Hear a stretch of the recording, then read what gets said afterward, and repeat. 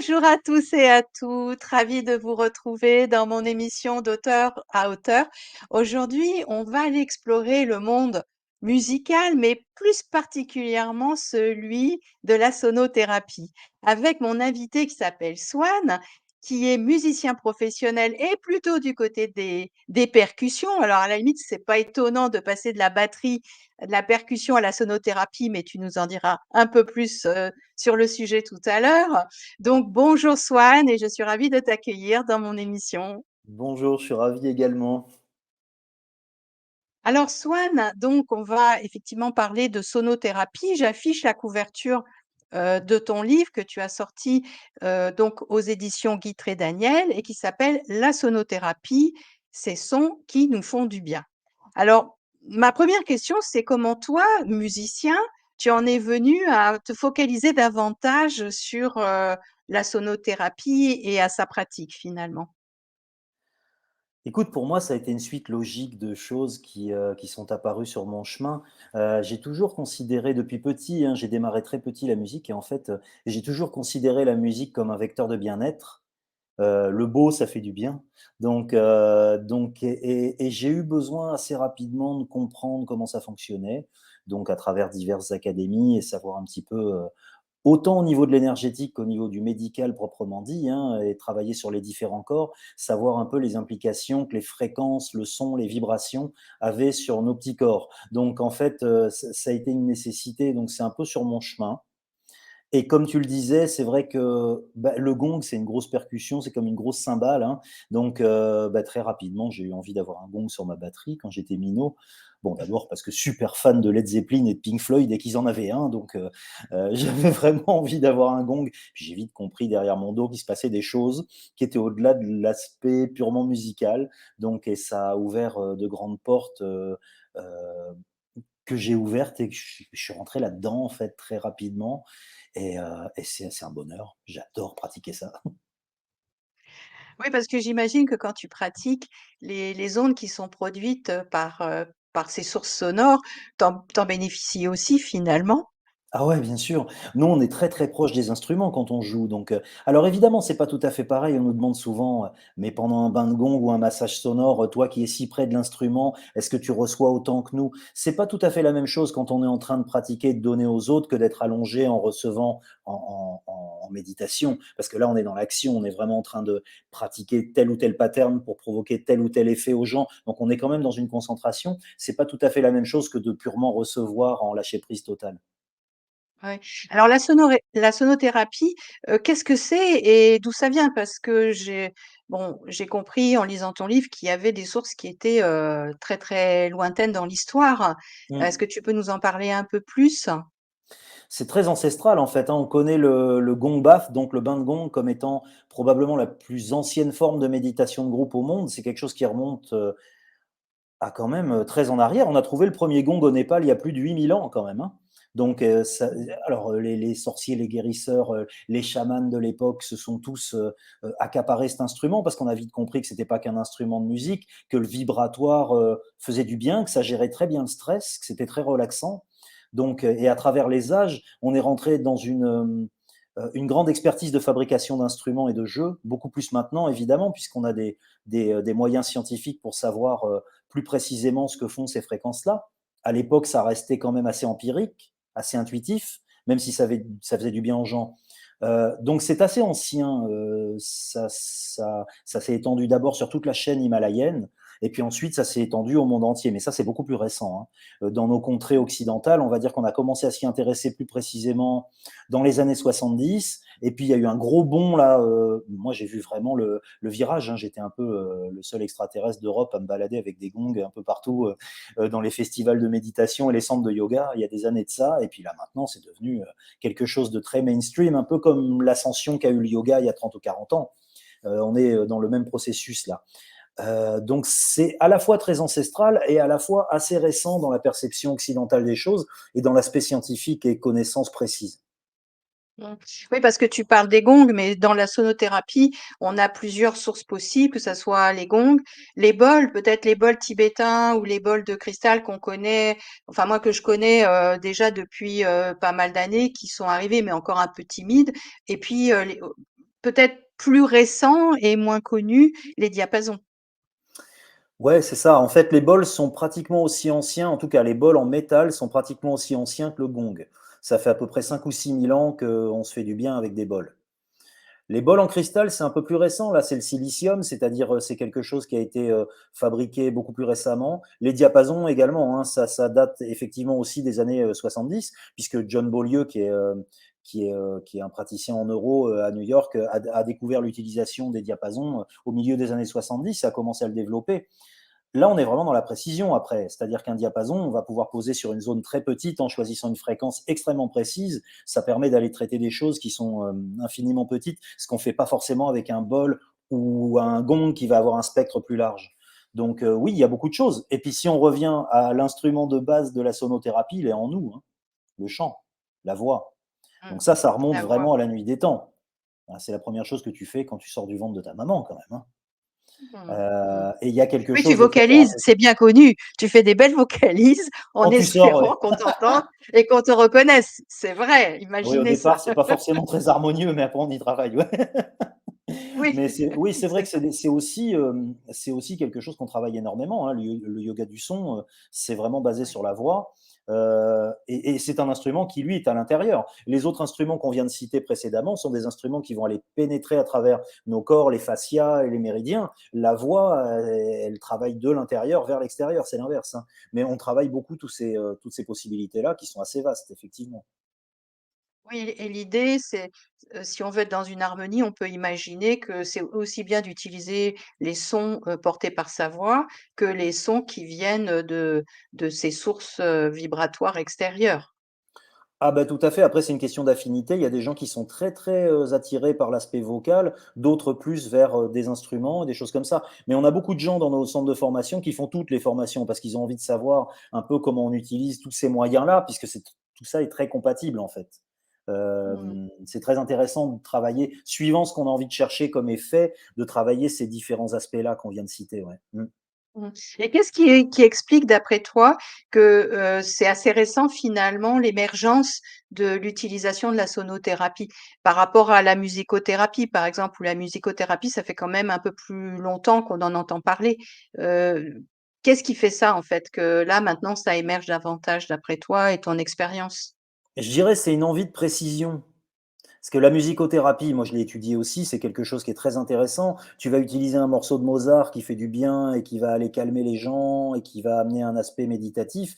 Le fait est que la sonothérapie, c'est la même chose, mais en utilisant des fréquences ultra précises. On va chercher des choses au millième d'hertz. Donc on est vraiment sur des utilisations qui sont beaucoup plus précises et localisées, suivant ce qu'on a envie de traiter comme type de problème. Donc il y a une vraie émergence de ça. Euh, à la fois aussi parce que je dirais il y a une grosse universalité au niveau de l'utilisation de la sonothérapie. Je dirais par exemple, on se déplace souvent en Mmh, entreprise. Je vais prendre cet exemple-là parce qu'il y a beaucoup d'entreprises maintenant qui ont envie d'amener du bien-être à leurs employés. C'est quelque chose qui est en oui. grande émergence et c'est chouette, c'est très bien ça.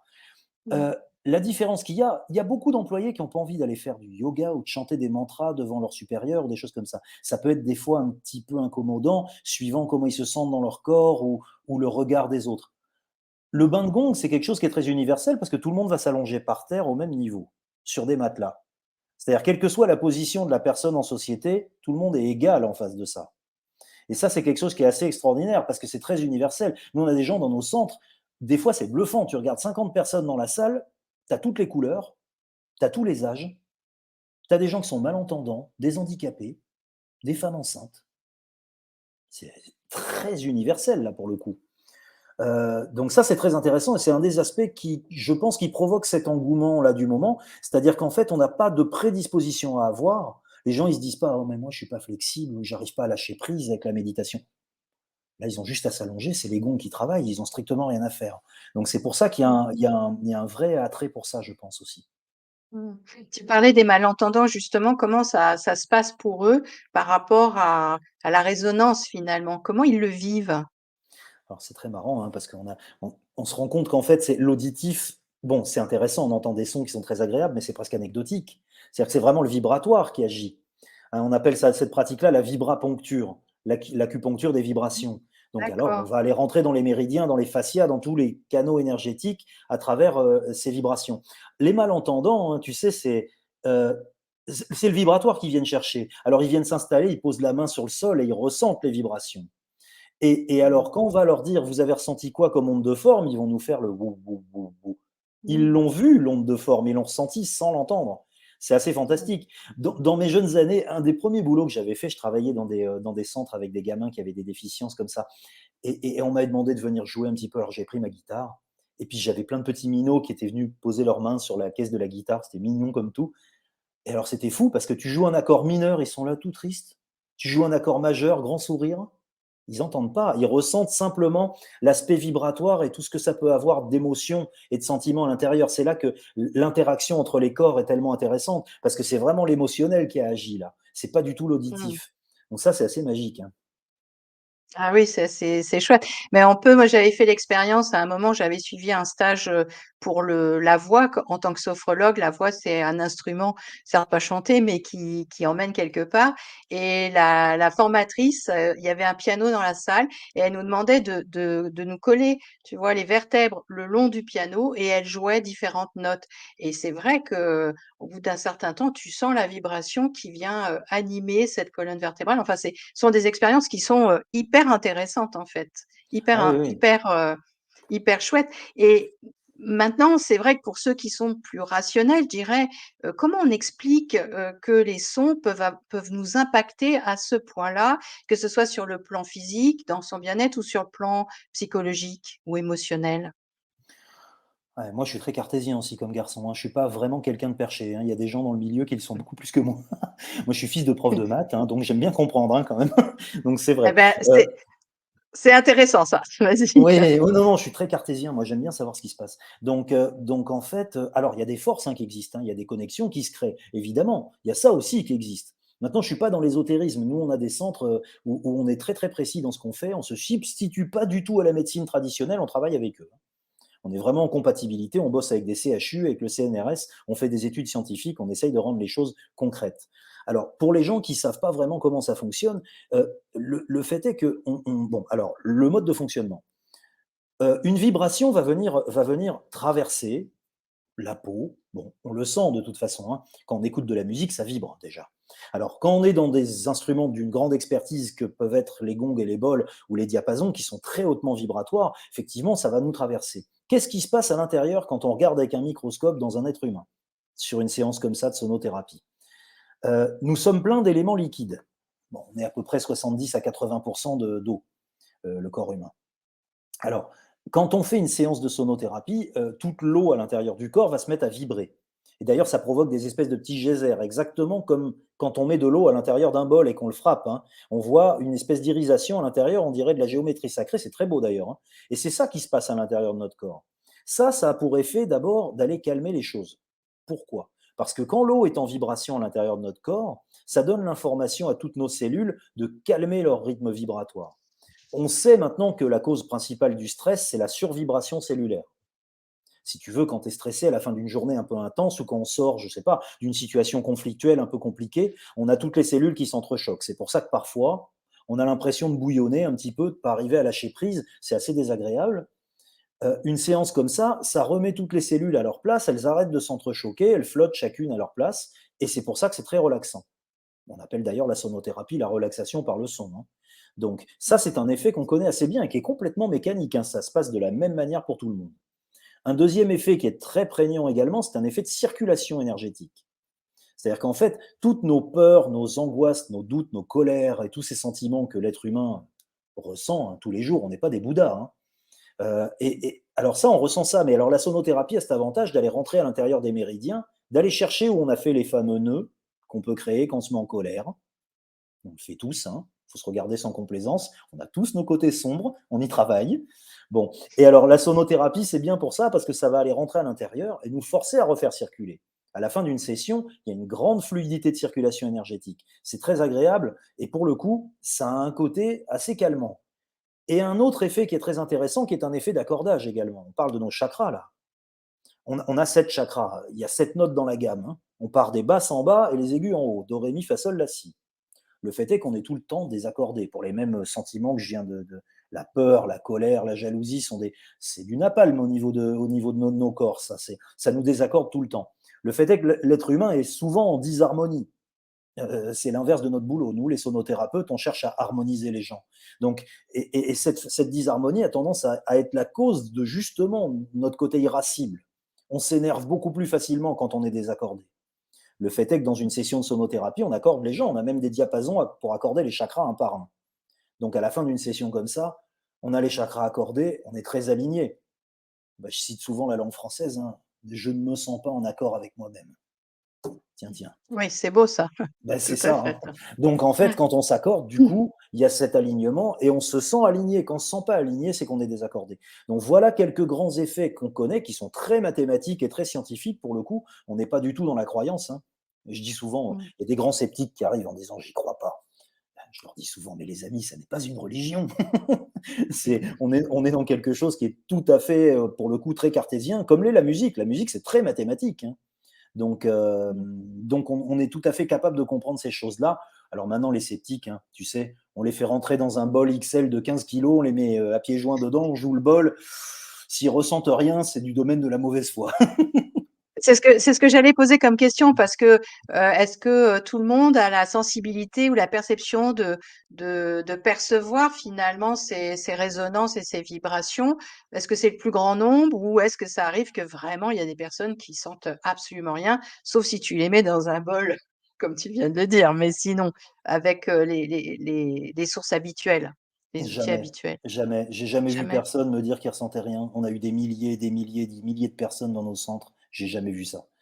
Mmh. C'est quelque chose qui traverse, qui nous rentre à l'intérieur. Même les gens qui disent au départ: «Je ne sais pas, je connais pas», on leur dit: «Bon, allongez-vous tranquille, on va poser des bols dessus, des diapasons», et même à distance, les gongs qui ont une vibration qui est tellement puissante. On a des gongs, on peut même pas attraper avec les 2 mains tellement ils sont gros. Il y a des basses Ouais. incroyables, ça nous traverse. Ça marche pareil pour tout le monde. On n'est pas dans, est-ce que moi je vais le ressentir, alors que le voisin, ça marche pareil pour tout le monde. C'est vraiment très mécanique là pour Oui. le coup. Dans le livre, d'ailleurs, il y a des belles photos qui donnent un peu, une idée, hein. Alors c'est sûr que là, c'est visuel, on aurait envie de d'entendre. Mais d'ailleurs, dans le livre, vous avez mis des QR codes qui Mmh. permettent justement d'aller écouter et de raisonner avec, soit du gong, soit du chant voilà, qui sont spécifiques. Moi, je trouvais que ça, c'était chouette, ça fait un beau parcours. Mais j'avais une question parce que quand on régule justement les fréquences, des chakras et puis de nos tissus, parfois il y a des effets ce qu'on peut appeler des crises de guérison. Est-ce que ça se produit aussi avec la sonothérapie ou pas du tout? Est-ce que l'harmonie se fait et puis, la personne suit son cours ou est-ce qu'il y a des éliminations, tu vois, des choses comme ça derrière, qu'il faut gérer? Ça peut arriver, hein. Bon, déjà, le terme guérison, moi, c'est pas un terme que j'emploie. Ça, moi, je laisse ça aux médecins, c'est vraiment leur domaine. Nous, on Mmh. accompagne, véritablement. Maintenant, effectivement, je vois ce que tu veux dire. Ça arrive qu'il y ait des gens qui ont besoin d'évacuer des choses parce qu'ils ont stocké, hein. Parce que l'être humain, Mmh. c'est un expert pour aller mettre tout sous le tapis quand même, hein. Donc, Mmh. le fait est que la sonothérapie, ça a pour effet d'enlever le tapis. Donc, il y a par moments des choses qui remontent, qui sont ce qu'on appelle un peu des vieux dossiers, hein, qu'on a stockés depuis longtemps. Parfois, c'est du post-traumatique, parfois, c'est des vieilles histoires.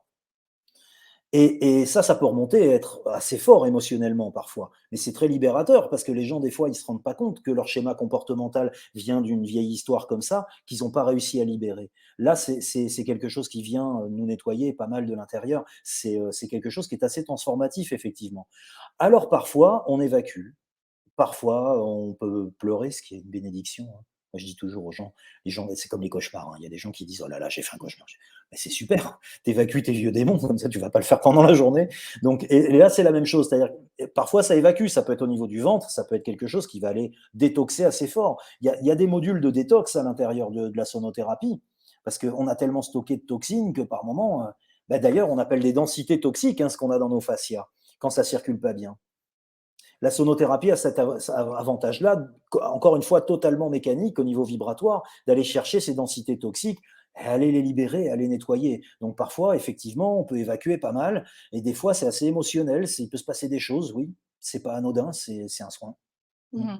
Oui, c'est d'ailleurs dans le livre, on comprend bien et tu le rappelles que on peut pas s'improviser sonothérapeute, comme ça et que c'est important de suivre des formations pour apprendre et savoir, quoi faire et il y a des situations dans lesquelles, c'est pas indiqué de faire de la sonothérapie pour certaines Ah personnes? oui, oui, il y a des grosses contre-indications qu'il faut vraiment respecter. C'est important, hein, ce que tu viens de dire là, parce qu'effectivement, il y a un côté un peu fashion en ce moment de la sonothérapie.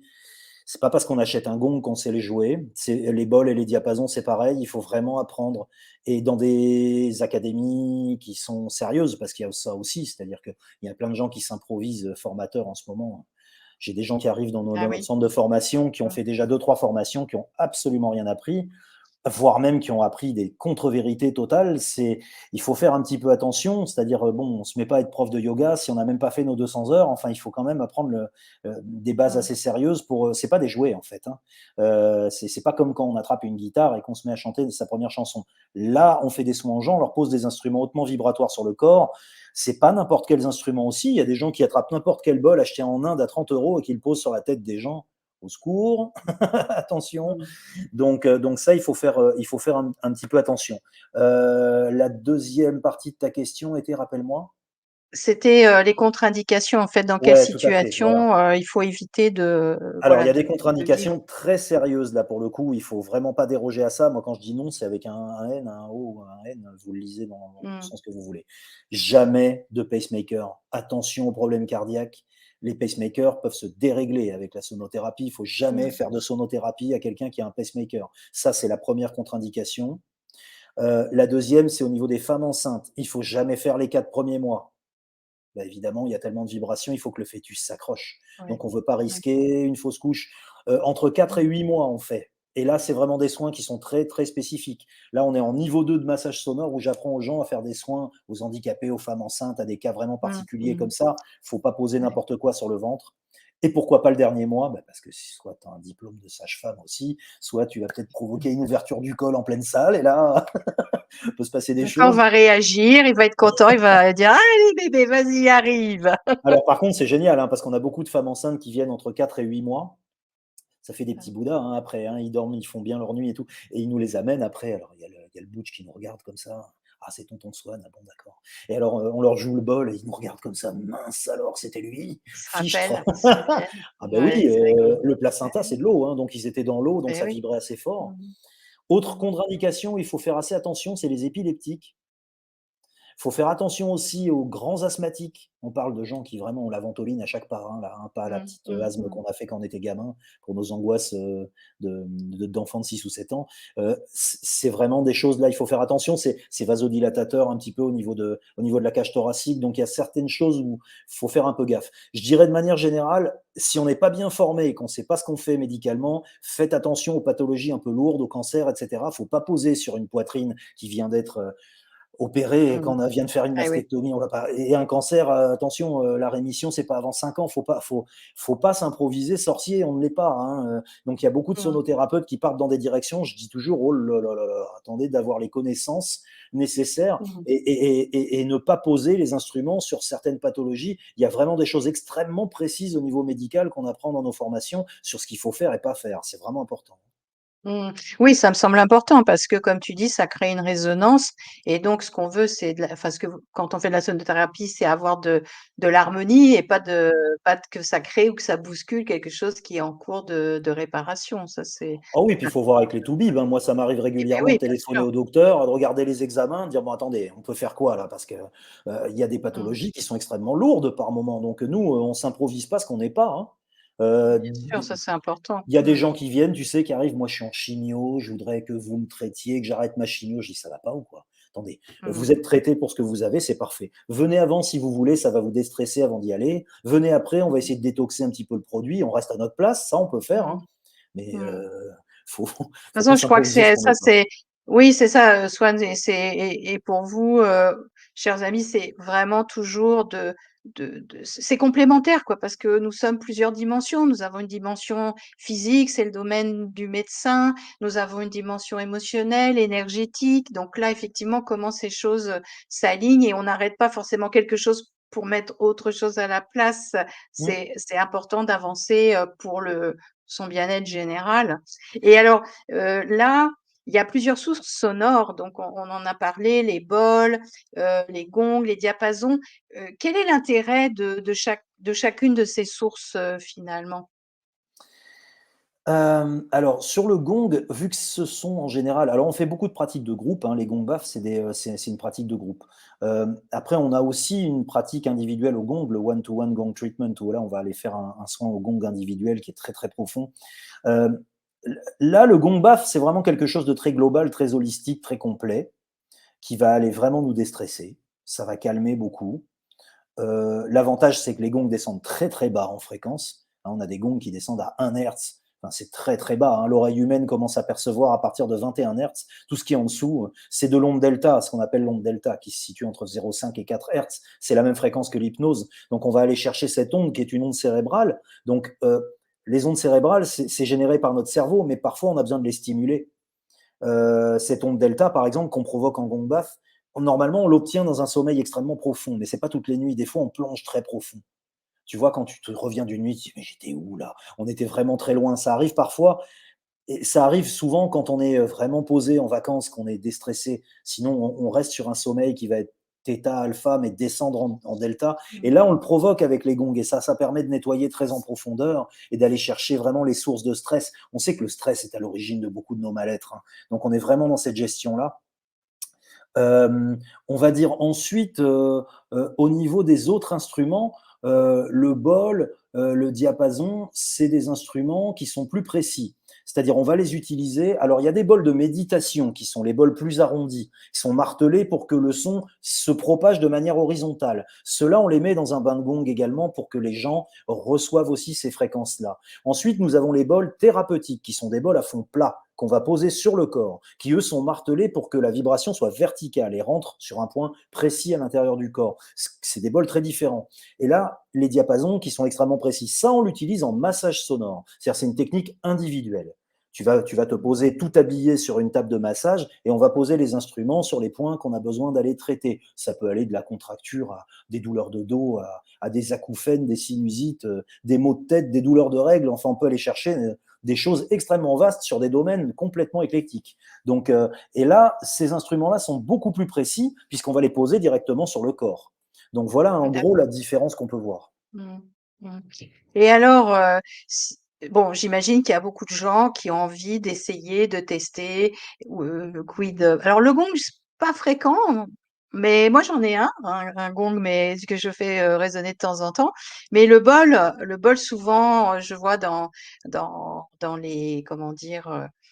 Tu sais les salons zen, bon, il y a des ventes et cetera, on a envie d'acheter, donc il y a beaucoup de gens qui investissent, pas juste pour la déco et effectivement, hem, les diapasons. Moi, par exemple, j'ai des diapasons, accordés au solfeggio, c'est cet ancien, ces anciennes fréquences qui sont, aussi intéressantes. Mais imaginons, voilà, quelqu'un qui veut débuter et pour, découvrir, qu'est-ce que tu conseillerais, pour pas faire de choses désalignées, quoi? Qu'est-ce que tu conseillerais?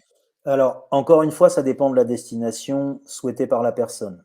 Si on souhaite avoir un bol, par exemple, qu'on va poser, à la maison et le jouer et envoyer du son agréable dans la pièce et des choses comme ça, il faut un bol de méditation et quelque chose qui soit de l'ordre du bon bol tibétain, traditionnel, avec un son très agréable et la fréquence va s'étendre dans toute la pièce et quelque part déstresser la maison. C'est pas la même chose que le bol thérapeutique. Il y a des gens qui viennent chercher vraiment un bol thérapeutique pour se le poser sur la cage thoracique et s'enlever le stress en sortant du boulot. Et ça, c'est pas du tout la même chose. Et là, à ce moment-là, il faut aller chercher vraiment. Il n'y a pas beaucoup de marques de bols qui sont. Nous on distribue tout ce matériel-là et on a été chercher une grande expertise de qualité. C'est très important à ce moment-là de ne pas aller acheter n'importe quoi. Et même pour les bols de méditation. Hein. Il y a de tout. Hein. On trouve dans le commerce des petits bols à 20 ou 30 euros qui ont pas un grand intérêt thérapeutique, on va dire. Hein. C'est joli, comme tu disais, c'est presque plus de la déco. Maintenant, si on veut vraiment de la qualité, il faut aller chercher. Bah, d'abord, il faut aller chez des gens qui sont des spécialistes. C'est le mieux. C'est comme les instruments de musique. Hein. Il y a de tout, en fait. Hein. Tu sais, tu peux t'acheter une guitare pour 100 euros. Bon, au départ, c'est bien pour démarrer à faire quelques gammes, mais rapidement, on se rend compte qu'elle n'a pas tellement le son et on va aller mettre un meilleur prix parce qu'on a besoin d'avoir un bon instrument. C'est un petit peu la même chose en sonothérapie. Il faut aller chercher un petit peu de l'expertise et du bon matériel. Maintenant, pour démarrer, Alors, c'est une question de budget, c'est toujours pareil, hein. Il y a des gens qui ont le budget de s'acheter un chouette gong, vraiment de grande qualité, de très bonne marque et qui vont y mettre le prix. Les bols et les diapasons, c'est pareil. Les diapasons, c'est plus accessible quand même, parce que même un diapason de très grande qualité, pour moins de 100 euros, on peut s'en acheter un, hein. Mmh, Donc mmh. ça, c'est plutôt bien. On va dire des bols de moins de 100 euros, au niveau qualité, c'est plus compliqué, sans parler des gongs, parce que là, il manque un zéro à la fin. Donc, Mmh. là, évidemment, c'est des grands instruments et pour qu'on aille chercher de la qualité, il faut y mettre le prix, évidemment. Mmh. Mmh. Mmh. Et alors, pour le diapason, quelle serait la fréquence qui serait, bien pour aligner le chakra du cœur, par exemple? Ah, 136,1, la fréquence, du chakra du cœur. Alors, c'est une fréquence un peu magique, le 136,10, 136,1. C'est à la fois la fréquence du chakra du cœur et c'est aussi la fréquence de rotation de la planète Terre. Alors ça, c'est très intéressant. C'est également la fréquence du home. Alors quand les gens chantent un home à la fin des cours de yoga, bah, c'est ça, c'est la fréquence du home aussi. Donc c'est un peu un diapason universel, le 136.1, hein. Donc c'est celui qu'on va venir poser sur la cage thoracique, là, plein fer, quand on est vraiment stressé, qu'on a des angoisses. C'est d'une efficacité incroyable, ça va nous relâcher complètement. Encore une fois, c'est vasodilateur, donc toutes les tensions intercostales qu'on a pu créer par nos angoisses vont se relâcher. Ça, c'est très, très agréable. Ça, c'est vraiment le diapason à avoir pour ce type d'application, ouais. Mmh. Oui, et surtout que bon, nous sommes dans un moment de l'espace-temps où l'énergie du cœur, elle est vraiment importante à Mmh. non seulement installer en soi, puis à diffuser le plus possible. On est à un Ah grand ouais. tournant finalement, dans dans notre communauté humaine, hein, avec tout ce Bah, qui il se va passe. ah oui, puis surtout vu ce qui se passe dans le monde, parce qu'il y en a qui sont en pleine régression malheureusement. Donc, il faut effectivement utiliser l'énergie du cœur, l'énergie de la lumière. Je crois on est là, un peu en mission, pour, contrebalancer, sur l'autre plateau de la balance, parce qu'il y a des forces qui sont un petit peu sombres, qui sont en action également. Donc il y a une grande ouverture du cœur effectivement, un côté, on est un côté, connaissance et conscience d'une globalité et d'ouvrir vers l'amour universel qui est une grande nécessité actuellement. Alors, ça commence par nous, évidemment, et quand on arrive à se libérer un petit peu de nos angoisses, parce que c'est là qu'on stocke, hein, sous le diaphragme, on empile un petit peu tous nos nœuds énergétiques, et arriver à lâcher ça, ça nous permet une meilleure ouverture vers les autres et vers le monde, et ça commence par nous, évidemment. Mm. Mmh. Je dis toujours chaque moment de joie, d'amour qu'on gagne, eh bien, on alimente, l'inconscient collectif avec tout ça et à un Mm. moment, bah, c'est redistribué là où il y a le plus besoin. Enfin, tu vois, c'est un petit peu, Très juste, mon c'est tout idée, à fait ça. sur le sujet. Mm. Ouais. En tout cas, Swan, c'est super intéressant. On arrive, à la fin de notre émission, donc on pourrait bien sûr, échanger encore, j'avais voilà la question de avec les animaux parce que les animaux sont aussi, sensibles, au son, hein, donc vous allez découvrir tout ça, donc on va pas aller plus loin, mais vous allez découvrir tout ça dans le livre, que Swan a écrit et faut dire aussi que tu es cofondateur des centres Zen et Sounds, hein, qui sont un peu partout en Europe, si j'ai bien compris. Alors, on a ouvert le premier en Espagne il y a quelques années, sur l'île d'Ibiza où on a vécu pendant 20 ans, où contrairement à ce qu'on pense, il n'y a pas que David Guetta, il y a plein de centres de bien-être aussi. On avait ouvert le premier là-bas, puis, on a ouvert à Paris, ça fait maintenant on est dans la 6e année. On en a ouvert un dans le sud de la France, qui est notre centre de retraite et de formation à côté de Montpellier, où on forme beaucoup de petits padawans sonothérapeutes. On en a formé à peu près 500 déjà. Donc oui, alors tous ces petits tricks, on peut les trouver dans le livre effectivement, hein, ce que tu décrivais, comment on traite les animaux, comment on Oui, s'enlève des petits oui, oui, soucis. comment donc ça, c'est important. De toute façon, je vous mettrai le lien des sites pour que vous puissiez, si besoin, contacter Swan ou poser des questions ou aller un peu plus loin. Et vous avez compris que, il y a un centre de formation en sonothérapie, que je vous invite vraiment à choisir si vous avez envie d'aller un peu plus loin dans l'apprentissage de la sonothérapie par rapport, bah, je dirais, au sérieux, et puis à tout ce que tu partages dans le livre qui mène aussi, qui apporte de la confiance, hein, au-delà de ça. Est-ce que vous formez uniquement en présentiel ou ça vous arrive de former aussi en téléformation direct? En présentiel, les fréquences, les vibrations, c'est quelque chose, il faut les ressentir. Il faut vraiment les ressentir. Moi, Il faut les ah oui, ressentir. oui. Oui, puis je Ouais. préfère avoir les gens là, qu'on soit vraiment en synergie et qu'on aille chercher profond dans la pratique. Moi, je fais pas de rétention d'informations dans mes formations. Les gens, ils repartent, ils savent ce que je sais, hein. Je suis pas, type de formation où on tape une fois sur un bol: «Merci bien, revenez dans un an». C'est, faut qu'ils Tu sachent. donnes, tu es Ah oui. généreux dans voilà, dans ce que tu donnes pour que les gens puissent, savoir Il faire. faut qu'il y ait de bons sonothérapeutes, c'est très important. Moi, j'aime former les gens jusqu'au bout, leur donner vraiment des bons outils qui puissent faire du bien, aux gens qu'ils ont et faire du bien au monde. C'est très, très, très important. Donc oui, le centre à Paris n'est pas dédié aux formations, mais par contre, on a des bains de gong et des massages sonores, toute l'année. On ferme quasiment jamais, donc il y a 4 bains de gong par jour, des massages sonores tout le temps. Donc ça, c'est vraiment, très bien pour les gens. Ça désemplit pas. Il y a énormément de monde qui viennent à ça. Et puis les formations, puis les retraites, c'est très très chouette aussi, puisqu'on fait des semaines d'immersion. On va aller faire jusqu'au water gong, c'est-à-dire de la sonothérapie sous l'eau. C'est quelque chose Ah d'incroyablement oui, agréable et très efficace. Donc ça, on pratique ça dans notre centre dans le sud. dans le sud, l'eau est chaude, dans Ah, cet endroit-là. alors on a des piscines chauffées de thérapie et puis sinon on a une grande piscine qui est bien chaude l'été, ouais. Ouais, c'est Ouais, ça, voilà, une petite pour photo de ça, pouvoir, content. profiter. Oui, c'est ça, tu as mis des photos, c'est sympa aussi de voilà, d'avoir du visuel, du son, de bon, Mmh. c'est Ouais, assez c'est complet donc interactif. Mmh. je vous invite vraiment à si vous êtes intéressé par le sujet, à explorer un peu plus, avec le livre La sonothérapie, ces sons qui nous font du bien aux éditions Guitry Daniel. Swan, qu'est-ce que tu aurais envie de dire à nos auditeurs et auditrices, pour terminer avant de terminer cette émission? Ouvrir le cœur.